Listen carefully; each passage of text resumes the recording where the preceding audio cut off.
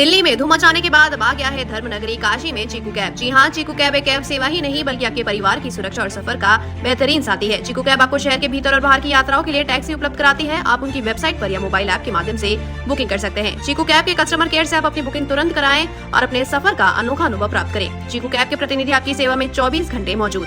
Airport and railway travel, local rental, one way, out station waiting, सभी प्रकार की booking की सुविधा प्रोवाइड करती है चीकू कैब। करना हो शानदार सफर, करे भरोसा चीकू कैब पर। सेडान, एसयूवी, टेम्पो ट्रैवलर, बस, सभी प्रकार की कैब सर्विस। चीकू कैब का मुख्य फोकस पारदर्शी बिलिंग, सुरक्षा और ग्राहक सेवा पर निर्भर। वाराणसी में F1 ने प्रेस कॉन्फ्रेंस की और महिला आयोग अध्यक्ष विजया किशोर राहटकर से इस्तीफा की मांग की। एफवा की नेता कुसुम वर्मा ने कहा कि महिला आयोग महिलाओं को न्याय दिलाने में फेल हो गया है और हर बड़े मामले में चुप रहता है। कई बार जब आरोपी सत्ता पक्ष से जुड़ा होता है तब आयोग पीड़िता के साथ देने की बजाय चुप्पी साध लेता है। पूर्व अध्यक्ष कृपा वर्मा ने कहा कि आयोग का रवैया महिलाओं के खिलाफ हो गया है। एफवा की जिला सचिव स्मिता ने कहा कि अब महिलाओं का आयोग से भरोसा उठ गया है। यूपी जैसे राज्य में जहां महिलाओं पर सबसे ज्यादा जुल्म होते वहीं भी राज्य महिला आयोग चुप है। एफवा ने साफ कहा कि अगर अध्यक्ष खुद इस्तीफा नहीं देती तो सरकार उन्हें हटाए।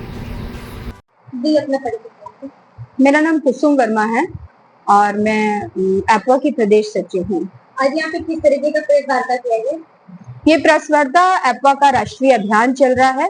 उस अभियान के तहत राष्ट्रीय महिला आयोग और राज्य महिला आयोग की जवाबदेही और उनका जिस तरीके से उनकी कार्यशैली रही है उस पर प्रश्न उठाने के लिए ये पत्रकार वार्ता हो रही है।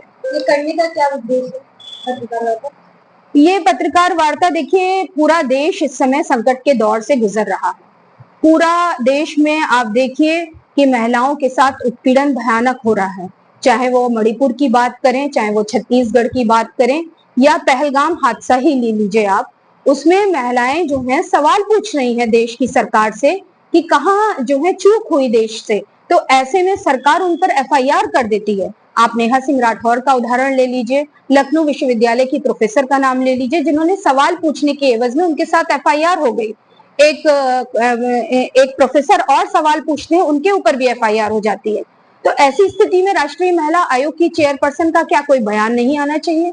उनका कोई बयान नहीं आता। महिलाओं के खिलाफ इतनी बड़ी बड़ी हिंसाएं हुई हैं, लेकिन आदिवासी महिलाओं के साथ हुई, दलितों के साथ हुई, नाबालिग बच्चियों के साथ हुई। महिला आयोग चुप्पी लगाए बैठा हुआ है। इसका मतलब है कि महिला आयोग, राष्ट्रीय महिला आयोग की चेयरपर्सन, सरकार के ऊपर भयानक उनके ऊपर दबाव है और इससे उनकी चुप्पी बनी हुई है। तो हम चाहते हैं कि वो अपने पद से इस्तीफा दें, आयोग की गरिमा को बनाए रखें, उसकी जवाबदेही तय हो। ऐसी स्थिति में जो महिला संगठन इस देश भर में काम कर रहे हैं उनके प्रतिनिधियों के साथ बातचीत हो और उसको पुनः जो है महिलाओं के पक्ष में आयोग काम करे, ये बात कहने आए हैं। हम एक बात और कहने आए हैं राज्य महिला आयोग की। राज्य महिला आयोग की तो स्थिति भी वैसी ही बनी हुई है। आप उसको देखिए कि उत्तर प्रदेश महिला अपराध के मामले में शर्मनाक ढंग से पहले पायदान पर है। अभी बनारस, आगरा और कानपुर की घटनाएं देख लीजिए, किस तरह से नाबालिग लड़कियों का उत्पीड़न हो रहा है, उनकी हत्याएं हो रही हैं। राज्य महिला आयोग की अध्यक्ष का एक भी बयान नहीं आता है। पूरे देश में इनकाउंटर की, प्रदेश के अंदर इनकाउंटर की राजनीति चल रही है। लगता है कि संविधान और कानून में विश्वास सरकार का उठ गया है।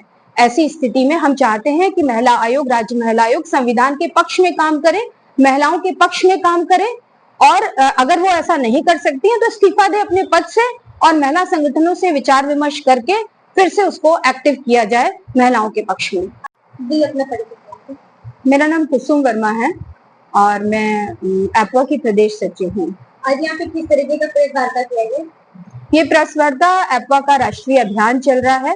उस अभियान के तहत राष्ट्रीय महिला आयोग और राज्य महिला आयोग की जवाबदेही और उनका जिस तरीके से उनकी कार्यशैली रही है उस पर प्रश्न उठाने के लिए ये पत्रकार वार्ता हो रही है। ये करने का क्या उद्देश्य है पत्रकार वार्ता?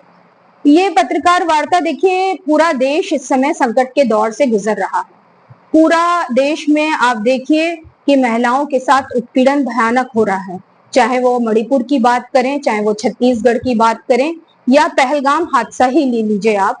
उसमें महिलाएं जो हैं सवाल पूछ रही हैं देश की सरकार से कि कहाँ जो है चूक हुई देश से। तो ऐसे में सरकार उन पर एफआईआर कर देती है। आप नेहा सिंह राठौर का उदाहरण ले लीजिए, लखनऊ विश्वविद्यालय की प्रोफेसर का नाम ले लीजिए, जिन्होंने सवाल पूछने के एवज में उनके साथ एफआईआर हो गई।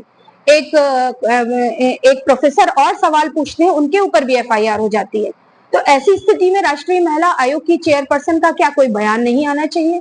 उनका कोई बयान नहीं आता। महिलाओं के खिलाफ इतनी बड़ी बड़ी हिंसाएं हुई हैं, लेकिन आदिवासी महिलाओं के साथ हुई, दलितों के साथ हुई, नाबालिग बच्चियों के साथ हुई, महिला आयोग चुप्पी लगाए बैठा हुआ है। इसका मतलब है कि महिला आयोग, राष्ट्रीय महिला आयोग की चेयरपर्सन सरकार के ऊपर भयानक उनके ऊपर दबाव है और इससे उनकी चुप्पी बनी हुई है। तो हम चाहते हैं कि वो अपने पद से इस्तीफा दें, आयोग की गरिमा को बनाए रखें, उसकी जवाबदेही तय हो। ऐसी स्थिति में जो महिला संगठन इस देश भर में काम कर रहे हैं, उनके प्रतिनिधियों के साथ बातचीत हो और उसको पुनः जो है महिलाओं के पक्ष में आयोग काम करे, ये बात कहने आए हैं। हम एक बात और कहने आए हैं राज्य महिला आयोग की। राज्य महिला आयोग की तो स्थिति भी वैसी ही बनी हुई है। आप उसको देखिए कि उत्तर प्रदेश महिला अपराध के मामले में शर्मनाक ढंग से पहले पायदान पर है।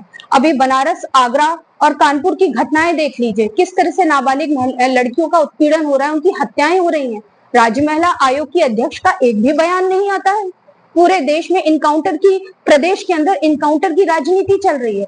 लगता है कि संविधान और कानून में विश्वास सरकार का उठ गया है।